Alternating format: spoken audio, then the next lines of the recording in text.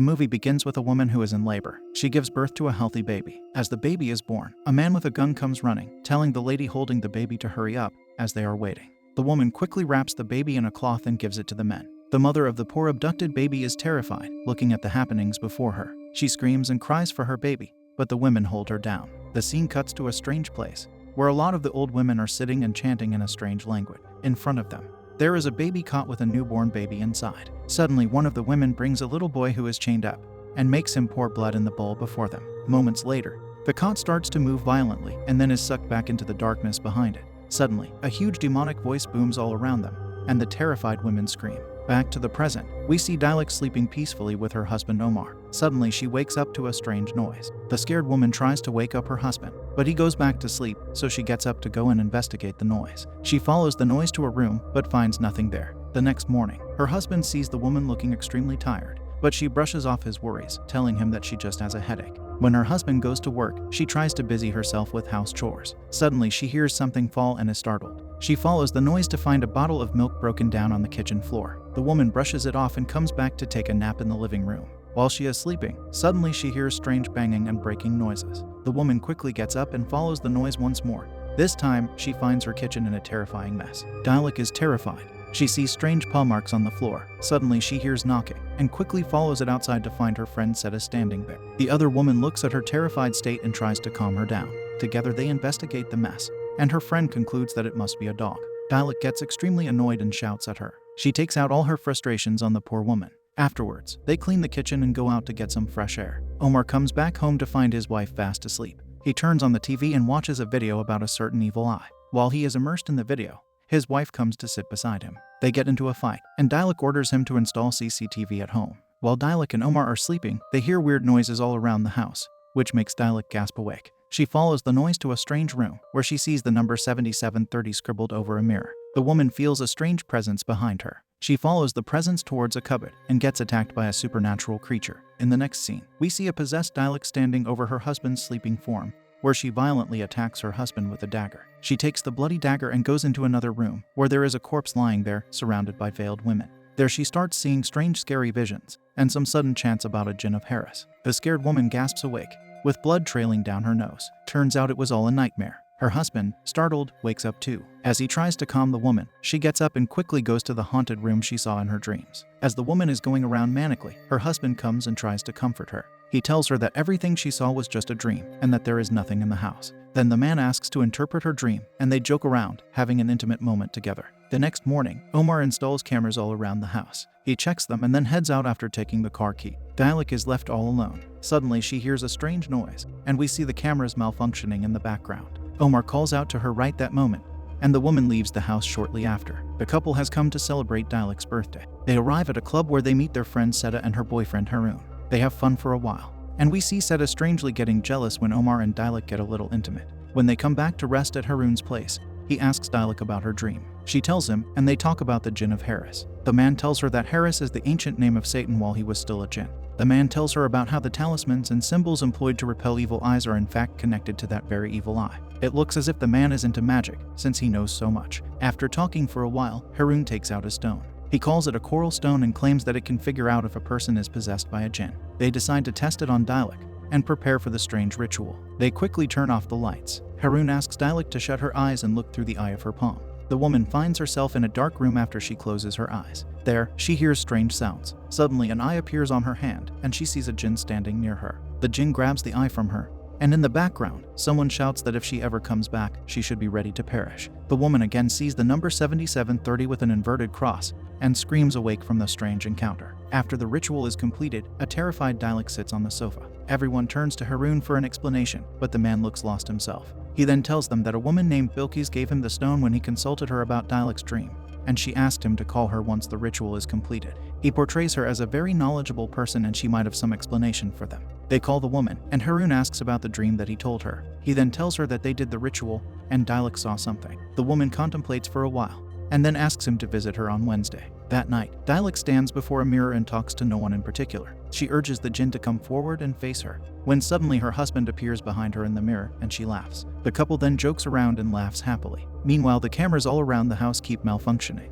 an indication of some kind of supernatural presence. The next morning, while Dialek is arranging her clothes, she feels a strange presence behind her that fades away quickly. Suddenly, she gets a call from Seta, who tells her that she went on a date with one of her ex-classmates. As they are conversing, the internet starts malfunctioning. Strange voices start sounding throughout the house, and the woman gets terrified senseless. Omar comes back to find her wife trembling with fear. He changes the light that burst earlier and advises Dialek to see a doctor. Hearing this, they get into an argument, and Dialek decides to see the woman Haroon was talking about. Night falls, and the strange hauntings begin again. Dialek feels a terrifying hand grabbing her leg, and she gasps awake. She hears strange knocking, and this crazy woman follows it to find the cupboard in the other room open, with the numbers 7730 scribbled on one side of its door. She shuts the door, but it bangs open again. There, inside the cupboard, she finds a box with pictures. While going through them, she comes across a strange picture of women in veils. There, the name, The Three Shades Village, is written. She puts the picture aside to find a strange key. As she picks it up, it gets wrenched away from her hand and thrown to the side. She gets up to fetch it, but suddenly a terrifying woman with fangs appears behind her. Dialek runs out of the haunted room, shouting, and her husband comes to her rescue. He searches the entire room, but nothing can be found. The couple comes to sit in the next room. Omar goes through the CCTV footage, but when he cannot find anyone, he gets into an argument with Dialek. The man does not believe her story of seeing a jinn. As they are arguing, suddenly the door bangs shut and the lights go out. Omar thinks someone has broken into the house and asks Dialek to wait inside while he goes out to search for the intruder with a torch. Now, all alone inside the house, Dialek goes through another terrifying ordeal of hauntings that shake her to the core. Something grabs the woman and drags her inside the haunted room. Omar runs back inside to find Dialek in a terrifying state. She is sitting silently with her mouth agape in a bloody mess. The number 7730 is written on the curtain behind her with blood. As Omar hugs her, she starts to scream and then comes back to her senses. They come outside and, to their horror, find a strange symbol drawn in the living room with a one-eyed corpse standing in the middle. Omar goes extremely mad and starts shouting at the one who did the prank. Despite everything he has seen, he still isn't ready to believe that it could be the work of a jinn. The next morning, a fear-stricken Dialek, with her husband and her two friends, finally go to see the woman named Bilki. There, Dialek encounters Bilki's performing a ritual on one of the people who have come to her for help. As the group waits, Bilki's finally comes. She asks Dialek about her parents, and then tells her they passed away in a car accident. Dialek is amazed, since she didn't tell her this. The woman then tells her about all the hauntings and the weird things happening around her. Bilki's asks her to shut her eyes, and then makes her pick out one of the objects scattered in front of her. She picks a cross, and the woman understands that Dialek is being haunted by a jinn. Bilki's asks the woman why she picked it. Upon her indifference, Bilki's slaps her hard, and the jinn finally emerges from within the poor woman. As Bilki's interrogates the jinn, it attempts to strangle the woman, and the group finally interrupt, making the horrible encounter stop. The group then decides to visit Dialek's house. There, Bilki's walks around and asks about the totem. The woman shows her its location, and she uses a charmed object to navigate towards the thing. With her power, she finally reaches the woman's bedroom and takes out a strange pouch from within her pillow. Inside the pouch are cursed amulets, bones and rune pages that carry Dialek's name and the number 7730. Turns out someone has put a curse on her. Suddenly, Bilkis feels a spirit following them and runs shouting after it into the haunted room. She tells everyone to stay away and shuts the door. She comes to stand before the wardrobe and calls out to the jinn to show itself. Suddenly, the door opens, and she sees strange visions of scary jinns. The woman shrieks, and everyone barges into the room. Turns out Dialek is not haunted by one, but many jinns, and it is probably related to her parents. She is cursed by the blackest of all black magic, the venom of the jinn. Bilkis points out that it is one of the most dangerous forms of black magic, and unless they take help from one of the jinns, they cannot undo the spell on their own. Omar is against the idea of them performing any ritual, but eventually gives in. They create the symbols, and with the guidance of Bilkis, start the ritual. The woman then summons a jinn named Aluzak from the Hackle tribe. Bilkis asks the jinn to help the woman, but it tells them to just leave the house. When the woman asks about who is haunting the poor woman, the jinn reveals the name of one of the strongest and evilest tribes of jinn, named the Akaza tribe. The woman is shocked after listening to this revelation, and the malevolent jinn returns, making the poor Aluzak flee, but not before it utters, in Hawksinyo Vinces. They quickly end the ritual, and the woman tells them about the Akaza tribe.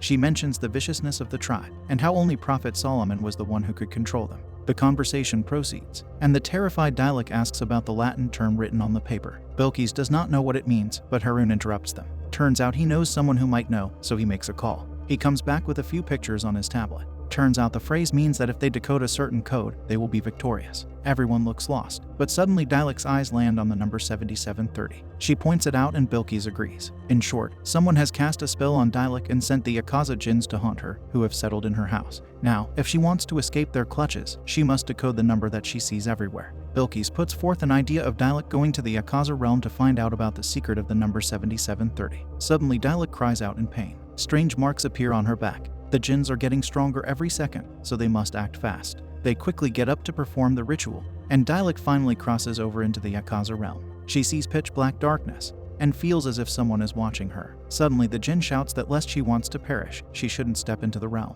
A terrified Dilek shrieks and gets transported into another hauntingly scary room that contains strange objects covered with white sheets. There she finds blood-covered cursed things hanging on a cupboard. Dilek moves forward when she hears a sound and comes face to face with a black-veiled spirit. Something grabs her neck and pulls her back, making her pass out. The woman wakes up in a pool of blood. She sees the corpses of everyone present with her during the ritual and sees a jinn standing over her. The jinn drags her to the side and starts torturing the poor woman. She screams and shouts, but to no avail. Back in the house, all the mirrors in the ritual break and the lights go out. They turn on the torches to find Dilek gone. The people run out to find her standing in the living room, possessed, with a dagger. The group grabs her, and she finally passes out. A little later, Dilek comes back to her senses in the real world, and they find an Arabic word scribbled on her belly. It must have been the jinn's doing. Bilkis asks if she heard something while the jinn did this to her, and she remembers hearing the mention of the last book, meaning the Quran. The woman quickly catches up. It must be that the Akaza tribe hinted that they can decode the secret of the number from the Holy Quran. They look up the hint, and finally get to know that their answers lie in the Three Shades village.